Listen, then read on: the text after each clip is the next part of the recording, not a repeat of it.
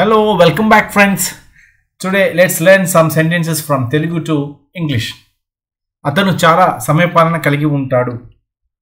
He is quite punctual. Punctuality అంటే టైంకి రావటం, టైంని ఫాలో అవటం. అది మెరుపు. It is lightning. ఈరోజు చాలా వేడిగా ఉంది. It's very hot today. It's very hot today. ఒక్కపోతగా ఉంది అనడానికి మనం సల్ట్రీ అని చెప్తాం. SULTRY సల్ట్రీ అని చెప్తాం. మీ ఉత్తరం వచ్చింది కానీ చదవలేకపోయాను. I got your letter but I couldn't read. I got your letter but I couldn't read. నువ్వు వచ్చేసరికి అతను వెళ్ళిపోయాడు. When you came he had left. When you came he had left. Ice cream తీసుకోవద్దు. Don't take ice cream. మీరు కోలుకున్న తర్వాత ice cream తీసుకోండి. Take ice cream after you get well. నా గడియారం పనిచేయటం లేదు. My watch is not functioning. My watch is not functioning.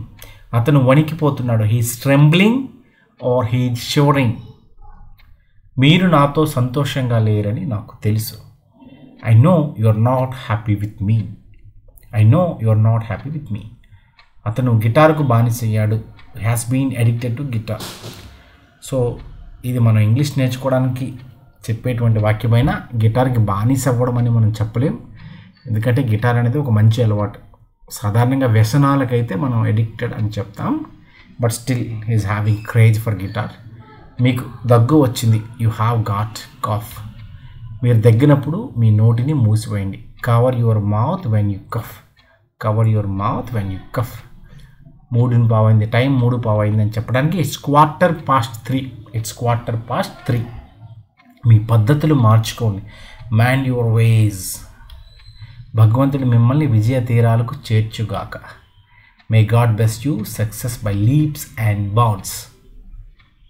May God bless you success by leaps and bounds. ఈ లేఖ బుధవారం లోపు చేరాలి. This letter must reach by Wednesday. This letter must reach before Wednesday. మీరు ఎక్కడ గాయపడ్డారో నాకు చూపించండి. Show me where you have been hurt. Show me where you have been hurt. ఈ వారంలోనే ఆయనకు వ్యాక్సినేషన్ పూర్తి చేయాలి. His vaccination should be completed in this week or his vaccination should be done in this week. నిటారుగా నిలబడండి, వంగవద్దు. Stand up right or stand straight. Don't bend. Stand upright or stand straight. Don't bend. నేను నేర్చుకోవడంలో నా సమయాన్ని గడుపుతాను. I spend my time in learning. I spend my time in learning. అతనికి ప్రేమ అంటే అర్థం తెలియదు. He doesn't know the meaning of love. He doesn't know the meaning of love. ఈరోజు బుధవారం, ఆయన ఆదివారం వస్తారు. It's Wednesday today. He will come on Sunday. It's Wednesday today. He will come on Sunday.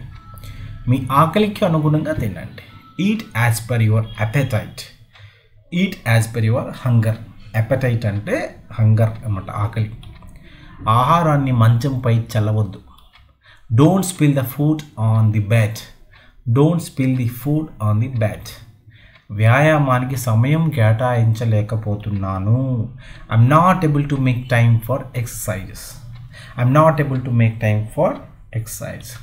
మీకు వీలైనంత స్పష్టంగా రాయండి. Write as legibly as you can.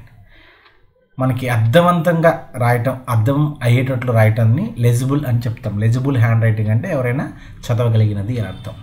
మీ స్నేహితురాలుగా ఉండటం నా సంతోషం. It's my pleasure to be your friend. It's my pleasure to be your friend. నీతో మాట్లాడడం చాలా ఆనందంగా ఉంది. It was pleasure talking to you.